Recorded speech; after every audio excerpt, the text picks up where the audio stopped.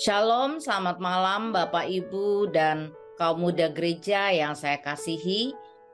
Malam hari ini mari kita dengarkan renungan malam yang diambil dari Amsal 10 ayat 3. Tuhan tidak membiarkan orang benar menderita kelaparan, tetapi keinginan orang fasik ditolaknya. Ada dua kategori orang dalam ayat ini, yaitu orang benar dan orang fasik. Orang fasik adalah orang yang mengaku percaya kepada Tuhan, tetapi tidak mau melakukan firman-Nya, tidak mau berpegang pada janji-janji Tuhan.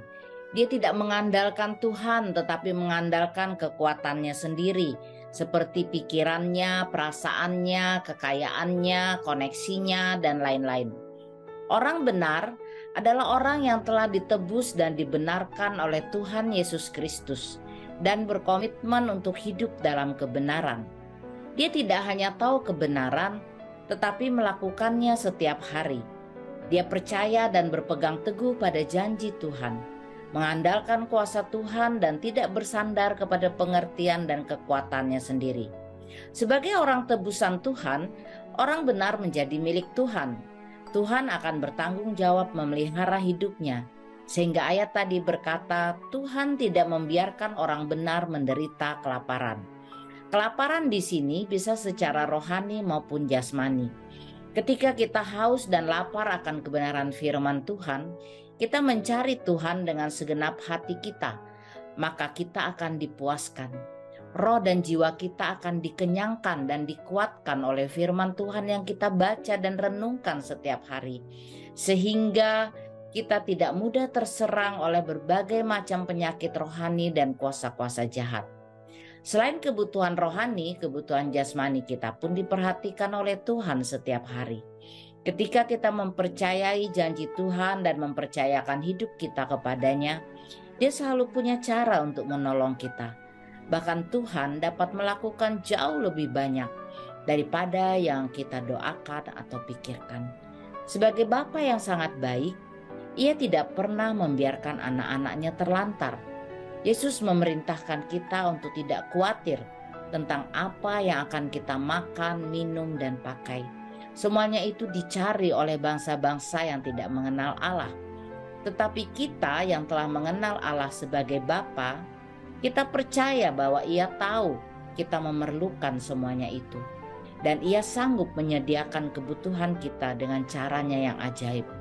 Bukan berarti kita tidak usah bekerja atau berusaha, tetapi ketika kita mengandalkan Tuhan dan mempercayakan hidup kita kepadanya, Dia akan memberkati potensi-potensi kita, memberi hikmat kebijaksanaan kepada kita, apa yang seharusnya kita lakukan. Ia membuka pintu dan jalan-jalan yang baru bagi kita. Sebagai anak Bapa surgawi, kita tidak hidup berdasarkan hukum alam atau hukum ekonomi, tetapi kita hidup berdasarkan hukum perjanjian Tuhan. Kita tentu ingat cerita Nabi Elia dan janda di Sarfat yang dipelihara Tuhan secara ajaib hanya dengan segenggam tepung dan sedikit minyak yang tidak habis dan tidak berkurang. Selama 3,5 tahun mereka tidak kelaparan di tengah-tengah kekeringan dan kelaparan hebat yang melanda negeri itu. Dulu waktu suami saya, Pendeta Nusliur, ditahbiskan menjadi pendeta di GKO, ada seorang istri pendeta yang berkata kepada saya, Bu Nana, sebagai keluarga pendeta, kita harus siap-siap makan nasi sama garam. Tapi puji Tuhan sudah 29 tahun menjadi keluarga pendeta, kami tidak pernah makan nasi sama garam saja, apalagi sampai kelaparan. Ada atau tidak ada gaji, selalu ada makanan yang tersedia bagi kami sekeluarga, puji Tuhan. Yang selalu saya imani adalah Yesus sendiri telah Bapa serahkan bagi kita. Masakan Bapa tidak mengaruniakan segala sesuatu, termasuk makanan minuman, kepada kita bersama Yesus?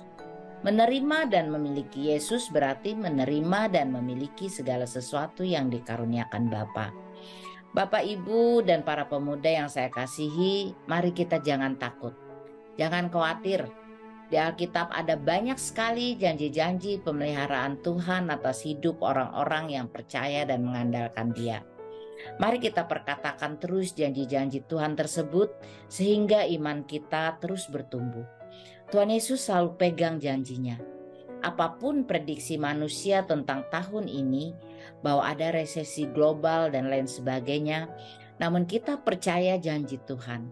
Tuhan tidak membiarkan orang benar menderita kelaparan. Haleluya. Amin.